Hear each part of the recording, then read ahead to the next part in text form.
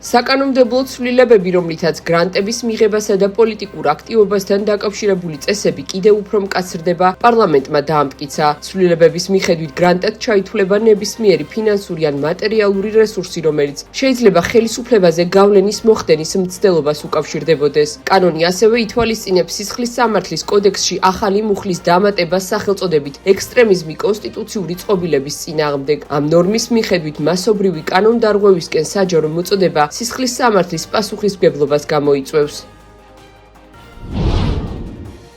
საქართველოში პირველი ჩარტერული რეისი ჩამოფრინდა ახლო აღმოსავლეთიდან რეგიონში მასშტაბური საბრძოლო მოქმედებების დაწყების შემდეგ. საქართველოს 170 მოქალაქე, რომელიც მიმდინარე მოვლენების გამო სამშობლოში დაბრუნებას ვერ ახერხებდა, თბილისში ჩამოფრინდა. სპეცრეისი ომანის დედაქალაქიდან საქართველოს მთავრობის ორგანიზებით შესრულდა. გზავთა უმეტესობა გამოფრენამდე დუბაისა და აბუ-დაბიდან არაბთა გაერთიანებული საამიროების საჰაერო სივრცის დახურვის შემდეგ მუსკატში სახმელეთო გზით გადავიდა. ანალოგიური რეისები ომანის გარდა დღეს და ხვალ დაგეგმილია საუდის არაბეთიდანაც.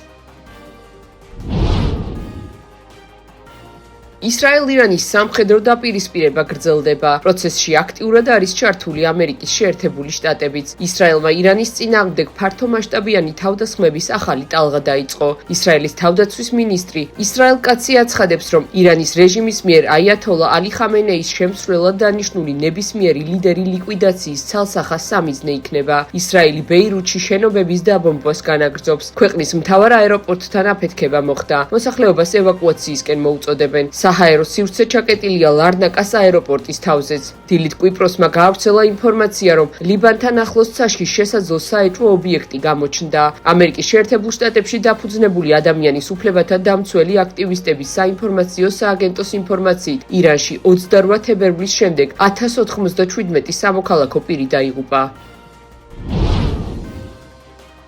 თურქეთის თავდაცვის სამინისტროს განცხადებით, თურქეთისკენ გაშვებული ირანის ბალისტიკური რაკეტა გაანადგურეს. თურქეთის თავდაცვის უწყების განმარტებით, ირანული რაკეტა ერაყისა და სირიის საჰაერო სივრცის გადაკვეთის შემდეგ თურქეთის საჰაერო სივრცისკენ მიემართებოდა, როდესაც ის აღმოსავლეთ ხმელთაშუა ზღვაში განლაგებულმა ნატოს საჰაერო და სარაკეტო თავდაცვის სისტემებმა გაანადგურა. თავდაცვის უწყების ინფორმაციით, შემთხვევის შედეგად გარდაცვლილები და დაშავებულები არ არიან.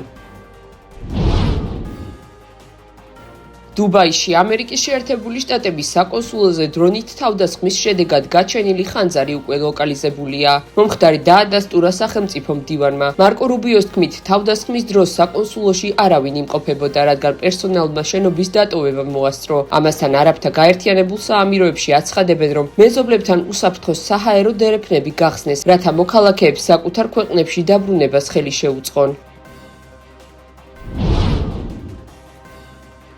ამერიკის შეერთებული შტატების პრეზიდენტმა დონალდ ტრამპმა განაცხადა, რომ შეერთებული შტატები ესპანეთთან ყველანაირ ვაჭრობას შეწყვეტს. ტრამპის თქმით, ამერიკის შეერთებული შტატების სახაზინო მდივანს სკოტ ბესენტს ესპანეთთან ყველანაირ სავაჭრო ურთიერთობების შეწყვეტა უბრძანა. ესპანეთი საშინელი იყო. ჩვენ ესპანეთთან ყველანაირ ვაჭრობას შევწყვეტ. ეს მაშინ დაიწყო, როდესაც ყველა ევროპულმა ქვეყანამ ჩვენი თხოვნით 5% გადაიხადა, რაც მათ უნდა გაეკეთებინათ. ყველა ენთუზიაზმით იყო განწყობილი გერმანია, ყველა და ესპანეთმა ეს არ გააკეთა. ახლა კი ესპანეთმა ფაქტობრივად თქვა, რომ ჩვენ არ შეგვიძლია მათი ბაზების გამოყენება. ჩვენ შეგვიძლია გამოვიყენოთ მათი ბაზები. თუ მოგვინდება, შეგვიძლია უბრალოდ გამოვფრინდეთ და გამოვიყენოთ ისინი. ვერავინ გვეტყვის, რომ არ გამოვიყენოთ, მაგრამ ისინი არა მეგობრულები იყვნენ. ამიტომ მე ვუთხარი მათ, რომ ჩვენ არ გვინდა ამის გაკეთება. ესპანეთს აბსოლუტურად არაფერი აქვს, რაც ჩვენ გვჭირდება, გარდა შესანიშნავი ხალხისა. მათ შესანიშნავი ხალხი ყავთ, მაგრამ არ ყავთ შესანიშნავი ლიდერები. მათ სურთ 2%-ის შენარჩუნება და ამ 2%-საც არ იხდიან.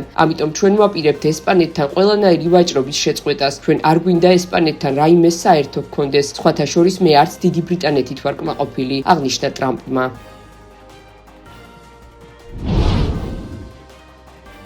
ჩინეთის საგარეო საქმეთა მინისტრი აცხადებს, რომ ირანის წინააღმდეგ თავდასხმები უნდა დასრულდეს. ამის შესახებ ვან გიმ ისრაელის საგარეო საქმეთა მინისტრს სატელეფონო საუბრისას განუცხადა. მან აღნიშნა, რომ ჩინეთი ეწინააღმდეგება ისრაელისა და ამერიკის შეერთებული შტატების მიერ ირანის წინააღმდეგ განხორციელებულ სამხედრო დარტყმებს და მოითხოვს საომარი მოქმედებების დაუყოვნებლივ შეწყვეტას. ამასთან ჩინეთს სჯერა საერთაშორისო და რეგიონულ საკითხებს მოლაპარაკებების გზით გადაჭრის.